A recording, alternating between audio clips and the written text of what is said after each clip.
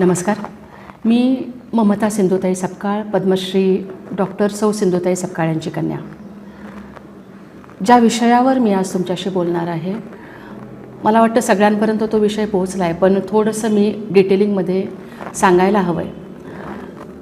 तर मागच्या आठवड्यामध्ये मला एक फोन आला आणि त्या ताईंनी मला विचारलं की ताई, मग आता लग्नासाठी मुली आहेत का? मी म्हटलं, बाई आता आहेत का म्हणजे काय? नाही, आधी नव्हत्या ना. म्हटलं, हो आधी नव्हत्या आणि आताही नाही आहेत. नाही, नेटवर तर सांगतायत की आहेत म्हणून. म्हटलं, कुठल्या नेटवर सांगतायत? इन्स्टावर सांगतायत. काय सांगतायत?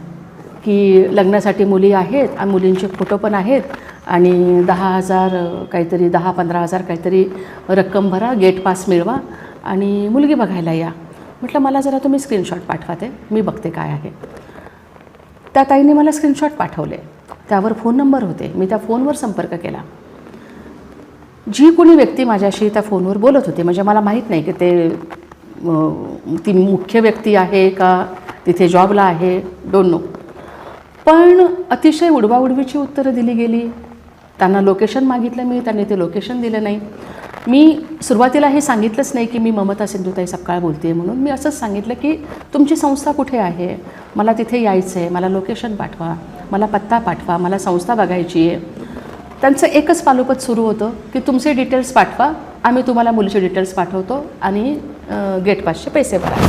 मग माझा राग अनावर झाला. माझ्या लक्षात आलं की हे सगळं फ्रॉड आहे आणि मी त्यांना झापायला सुरुवात केली की म्हटलं, तुम्हाला लाज वाटायला हवे की तुम्ही माईंच्या नावे फेक अकाउंट काढता, तिथे कुणाचे फोटो तुम्ही ॲड करता माहीत नाही. त्या बापड्या मुली कोण आहेत त्याची मला कल्पना नाही, पण मुलींचे फोटो दाखवता, तिथे माहिती ॲड करता आणि लोकांची दिशाभूल करता, लोकांची मानसिक, भावनिक, आर्थिक फसवणूक करता.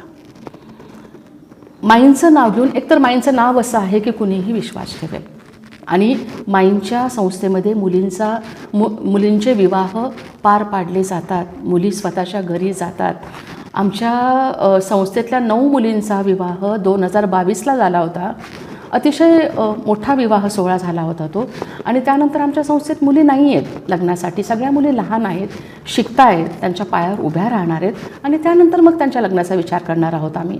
पण हे जे मधल्या काळात सुरू आहे की माईंच्या संस्थेतल्या मुली आहेत आणि तुम्ही गेट पास काढा आणि पैसे भरा, तर मला असं वाटतं की केवळ माईंचं नाव आहे म्हणून लोकांनी याला बळी पडू नये.